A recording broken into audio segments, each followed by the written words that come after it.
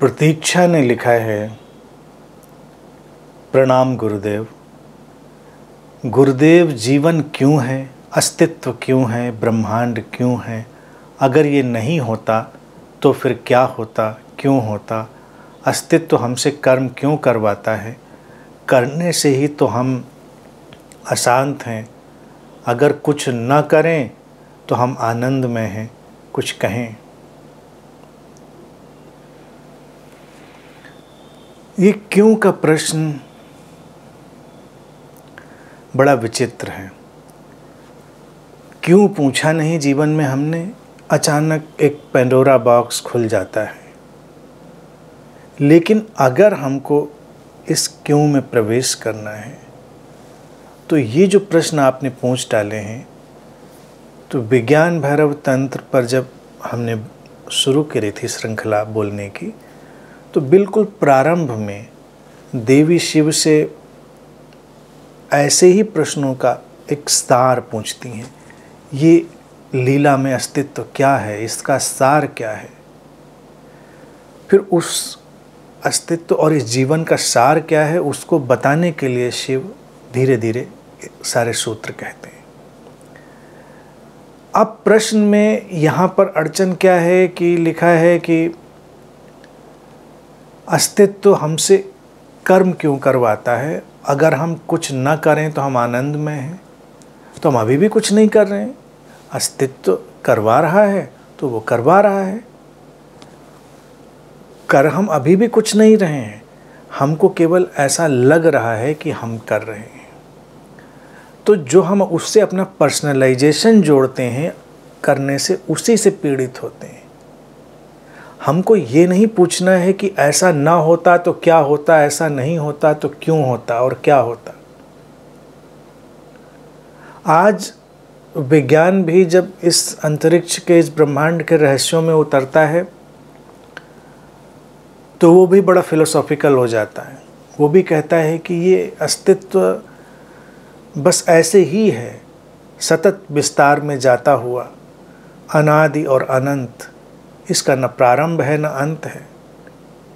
क्यों है, इसका उत्तर न विज्ञान के पास है न किसी के पास है। लेकिन भारतीय दर्शन इसका उत्तर देता है। वो कहता है कि ये प्ले ऑफ कॉन्शियसनेस है, उस स्रोत की, उस समग्रता की, उस टोटलिटी की ये लीला है। इसीलिए सब कार्य व्यापार चल रहा है, कोई गंभीरता नहीं है यहाँ पर। हम आनंद में हैं, जो लिखा है हम कुछ न करें तो आनंद में हैं, हम आनंद में ही हैं। इसीलिए भारतीय योग दर्शन हमारे जो पंच कोशों की बात करता है, वो कहता है कि हमारा अंतिम जो कोश है वो आनंदमय कोश है। यानी कि जो हमारी एंड रियलिटी है, अंतिम वास्तविकता है, वो आनंदमय है।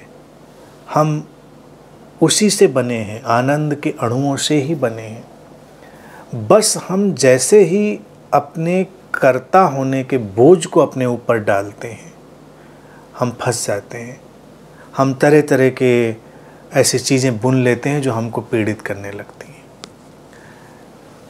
हम जब कर्ता होने के भ्रम को हटा देते हैं, तब भी हम बहुत क्रियाएं करते हैं, हमसे बहुत क्रियाएं होती हैं, हम अत्यंत क्रियाशील होते हैं।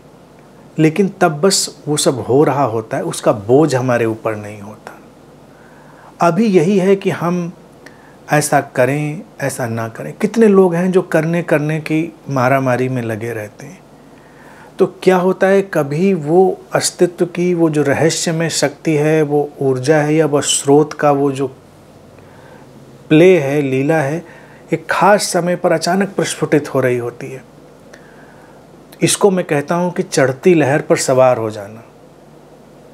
कोई लहर चढ़ रही है, हम उसके ऊपर बैठ गए, तो हम जा रहे हैं, ऊपर जा रहे हैं। तो उस समय तमाम लोगों को ये भ्रम पकड़ लेता है कि देखो, मैं चढ़ा जा रहा हूँ, ऊंचे चला जा रहा हूँ, मैं तो ऊंचाइयाँ स्पर्श कर रहा हूँ, और ये मेरी विल पावर है, मेरी प्लानिंग है, मेरा मैनेजमेंट है, मेरा फला है, ढिका है, ये है, वो है। फिर वही लहर नीचे गिरती है। लहरों का तो यही ढंग है। तब वो बिल्कुल भौचक्के रह जाते हैं। अब वो उस समय भयग्रस्त होते हैं, अस्तित्व के ऊपर चीज़ें थोपते हैं। उस समय उनको ईश्वर भी याद आता है कि पता नहीं ईश्वर ऐसा मेरे साथ क्यों कर रहा है, अब मैं नीचे क्यों गिर रहा हूँ, अब ऐसा क्यों हो रहा है। कोई नाइंसाफ़ी है समाज की, व्यवस्था की, या किसी अदृश्य रहस्यमय शक्ति की।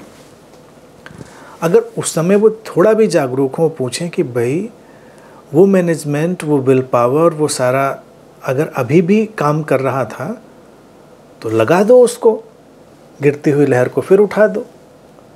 लेकिन नहीं, वो तो जब गुणधर्म गिरने का है तो गिरने का ही है। आरोह और अवरोह दोनों ही आएंगे। अवरोह में अवरोह का ही सौंदर्य है और आरोह में आरोह का ही सौंदर्य है। अब फिर जब उठेगी लहर तो फिर उठेगी।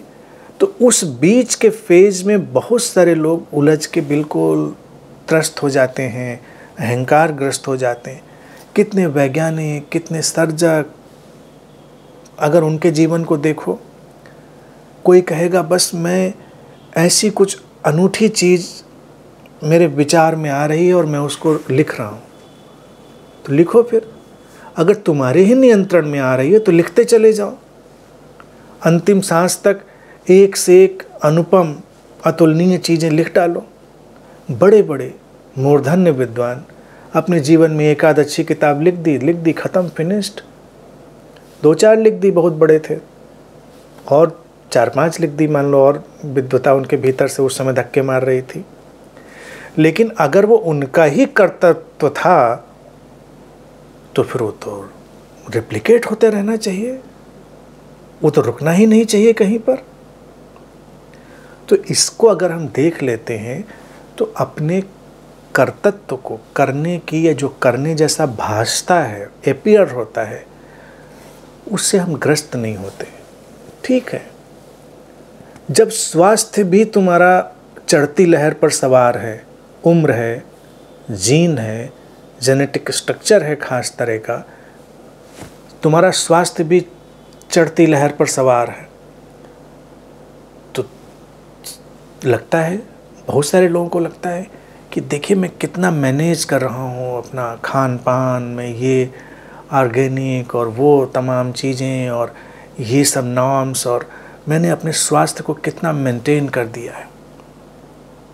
हाँ, उसे अंतर ज़रूर पड़ता, मैं ये नहीं कह रहा बिल्कुल अंतर नहीं पड़ता, लेकिन वो प्रज्ञा, वो विवेक तो वक्त वक्त पर आता है। जब आता है तो आता है।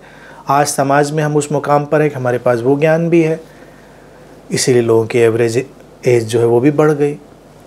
लेकिन वही स्वास्थ्य की जो लहर थी, जब वो भी गिरनी शुरू होती है तो फिर कोई भी मैनेजमेंट काम नहीं आता। चिकित्सक भी हतप्रभ खड़े रह जाते हैं, क्या दवाइयाँ दें। वही दवाइयाँ जो पहले काम कर जाती थी अब नहीं काम करनी, क्योंकि ये जीवन केवल स्वस्थ होने के लिए नहीं है, ये स्वस्थ भी होगा और बिखरेगा भी एक दिन। तो जो लोग उस पर भी पकड़ बना लेते हैं, तो वो जब अस्वस्थ होते हैं, उनकी लहर गिर रही होती है, तो बहुत ज़्यादा व्यथित हो जाते हैं। अगर वो समझें इस आरोह अवरोह को, लहरों के उठने गिरने को, तो अपना काम सब ठीक से करेंगे जो नॉर्म है, लेकिन वो बोझ, वो पीड़ा अपने ऊपर नहीं लेंगे। तो ये जो पीड़ा है, ये केवल अपना पर्सनल आइडेंटिफिकेशन बना लेने से, व्यक्तिगत तादाद में बना लेने से, बाकी भीतर सब वैसा ही है।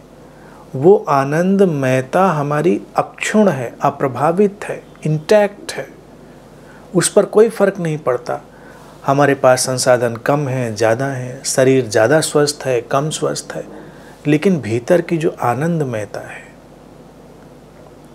या जिसे मैं शांति कहता हूँ, वो अप्रभावित है।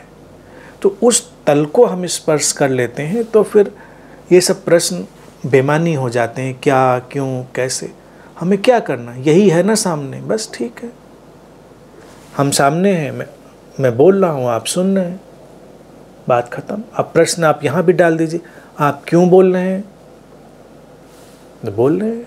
फिर अपने से पूछिए कि मैं क्यों सुन रही हूँ या सुन रहा हूँ, तो सुन रहे हैं। कि नहीं सुनेंगे, मत सुनो, बंद कर दो। इधर भी ये तरंग उठ जाए कि भाई बहुत हो गया, नमस्कार, बंद हो जाएगा। लेकिन वो एक तरंग होगी, वो एक वेव होगी जो अचानक इस शरीर मन को, इस बॉडी माइंड को ओवरपावर करेगी और कुछ घटना घट जाएगी। तो जो हो रहा है, जो हमारे सामने है, उसमें डूबें और अपने इस कर्ता होने के जो दबाव है, बोझ है, उसको बस पीछे हटा लें। फिर आनंद ही आनंद है, शांति शांति है।